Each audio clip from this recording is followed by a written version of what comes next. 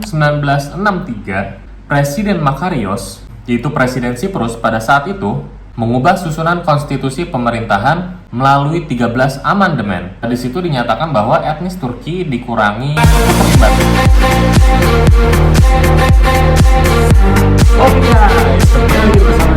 Ahmad Serius. Jadi sebelumnya di Ahmad Serius kita udah ngebahas pembajakan bus, tentang hal-hal unik di Singapura, genosida Holodomor. Kali ini gue mau bahas tentang Siprus dan kenapa Siprus ini terbagi menjadi dua. Ya, walaupun mungkin dari Siprus Republik dia mengakui kalau Siprus itu satu, cuman kalau ngelihat dari kondisinya ya terbagi menjadi dua, Siprus Utara dan Republik Siprus.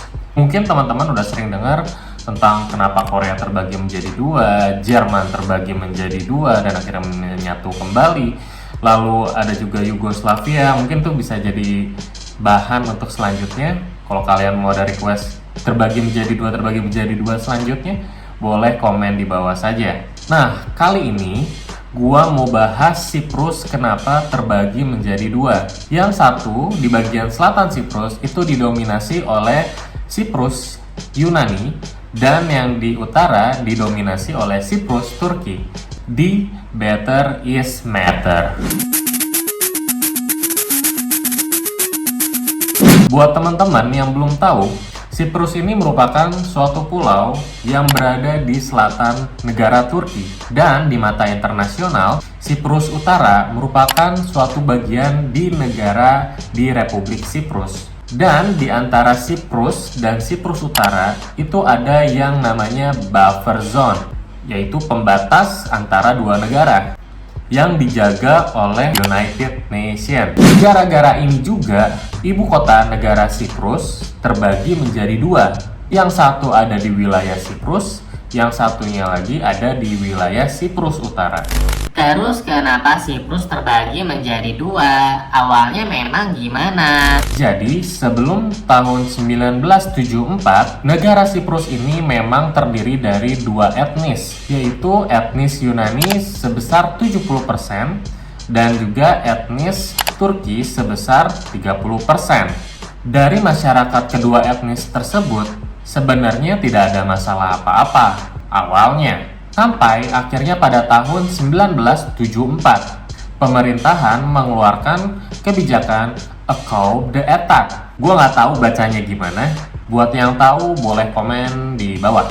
Di mana kesepakatan itu berisikan supaya Siprus ini tergabung dengan negara Yunani atau istilahnya aneksisasi. Dan padahal sebelumnya Siprus ini sudah mengeluarkan perjanjian London. Intinya di situ ditulis kalau Siprus merdeka boleh-boleh aja, cuman tidak boleh ada campur tangan luar dan tidak boleh bergabung dengan negara lain seperti Yunani atau Turki. Karena sebelumnya sudah perjanjian London dan sekarang tiba-tiba pemerintahan Siprus ini bergabung dengan Yunani pada tahun 1974, ya etnis Turki tentunya tidak terima karena hal itu akan merugikan etnis Turki di Siprus. Karena dirasa Siprus sudah menyalahi aturan, invasi lah ya ke kampung-kampung yang beretnis Turki ini, Siprus Turki ini. Karena Siprus Yunani ini ingin bergabung dengan Yunani, maka Siprus Turki ini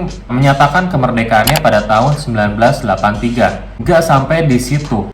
Siprus Utara mau gak mau harus bergantung pada negara Turki karena penerbangan, bahan-bahan pokok, obat-obatan, keamanan itu harus bergantung kepada Turki karena dunia internasional mengembargo Siprus Utara. Embargo itu seperti kayak negara lain gak boleh ada hubungan internasional dengan negara yang diembargo tersebut. Sebelum gua ceritain inti masalah detailnya, gua bakal ceritain dulu kisah awalnya itu sebenarnya seperti apa sih. Kalau gua tarik dari awal, pada Agustus tahun 1960-nya, negara United Cyprus merdeka dengan perjanjian British, di mana kedua belah pihak, etnis Siprus Yunani dan etnis Siprus Turki, tidak boleh bergabung dengan masing-masing negaranya. Kalau orang yang ingin bergabung dengan Yunani pada saat itu istilahnya enosis. Nah, kalau etnis Siprus Turki yang ingin gabung dengan Turki itu nama istilahnya Taksim. Dan di dalam perjanjian itu juga, kedua etnis setuju, kedua etnis harus ada dalam satu pemerintahan Siprus tersebut, memiliki jumlah rasio yang adil agar keduanya ada dalam pemerintahan. Tapi sayangnya, selang cuma 3 tahun aja, mulai tegang tuh antara kedua etnis itu lagi, gara-gara masalah kebijakan administrasi. Salah satunya yaitu kebijakan pajak, di mana Siprus Yunani merasa Siprus Turki ini sulit dalam kerjasamanya dan selalu berbeda pendapat, sehingga hal itu mempersulit Siprus Yunani pemerintahannya untuk membuat suatu kebijakan untuk negara Siprus. Karena hal itu, mau gak mau akhirnya pada tahun 1963, Presiden Makarios, yaitu Presiden Siprus pada saat itu, mengubah susunan konstitusi pemerintahan melalui 13 amandemen. Di situ dinyatakan bahwa etnis Turki dikurangi keterlibatannya dalam pemerintahan dan merasa hal tersebut akan mengucilkan etnis Turki di Siprus. Presiden Makarios ini tetap menjalankan amandemen tersebut.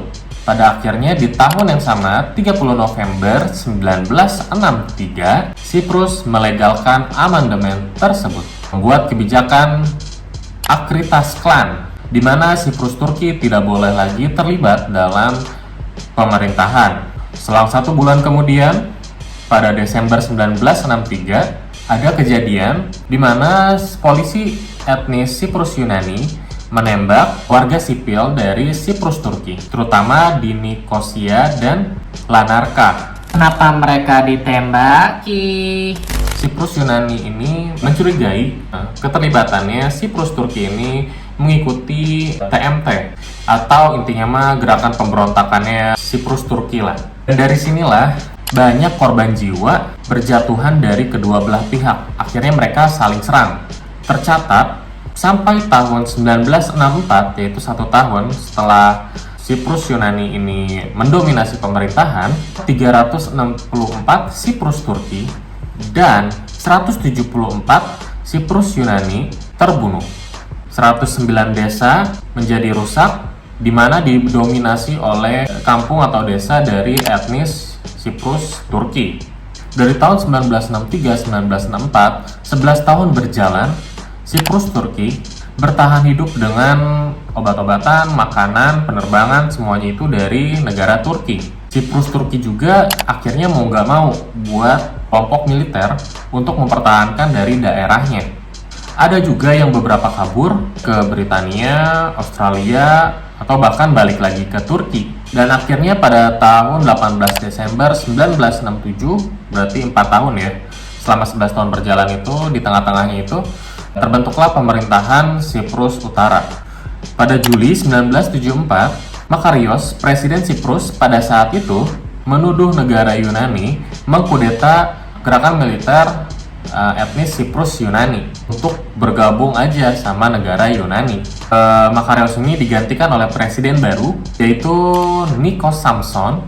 Ini orangnya, di mana dia mulai mengkudeta desa-desa dari Siprus Turki dan memproklamasikan berdirinya Hellenic Republic of Cyprus. Karena presiden barunya ini, Nikos Samson ini terindikasi ingin banget bergabung dengan Yunani pada saat itu, akhirnya pihak Turki turun tangan dan mengklaim bahwa Yunani ini dia ingkar janji pada perjanjian tahun 1960, di mana itu udah jelas ya, dari kedua belah negara ini, Turki sama Yunani nggak boleh masuk tangannya tuh ke negara Siprus. Akhirnya Turki ini masuklah ke dalam Siprus untuk menginvasi dan membantu etnis Siprus Turki untuk bertahan lah ya, karena terjadi invasi juga secara nggak langsung dari Siprus Yunani ke Siprus Turki, dan Turki menyerang Siprus itu 20 Juli tahun 1974. Dengan bantuan dari invasi Turki,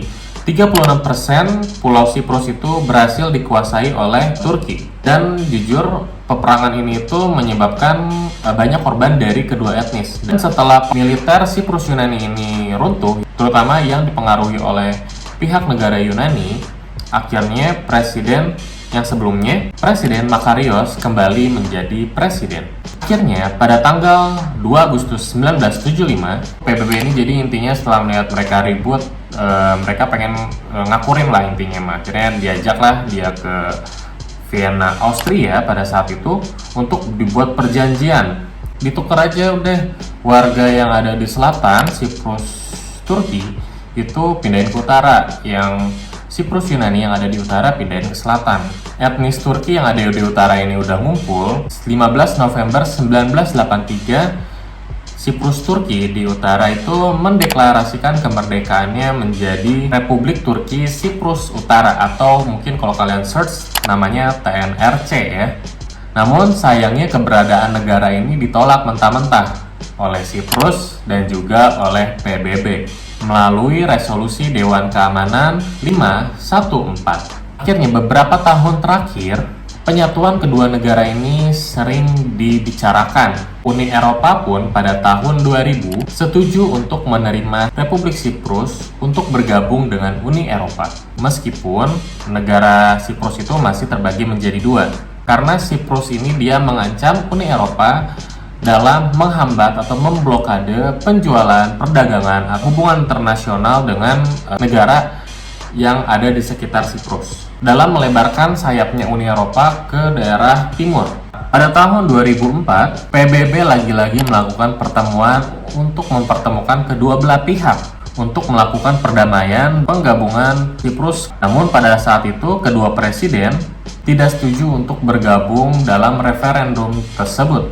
Pada tahun 2011, rakyat Siprus Turki di Siprus Utara melakukan protes besar-besaran kepada pemerintahan dari Siprus Utara dan juga kepada negara Turki. Pada saat itu banyak yang demo dan mogok kerja. Berkumpul semuanya di Nikosia Utara. Emang kebijakannya kenapa? Intinya warga Siprus Turki ini ngerasa pemerintahan Turki ini terlalu ikut campur dalam urusan ekonomi, urusan sosial, budaya, itu mereka terlalu ikut campur. Terus sekarang beritanya gimana?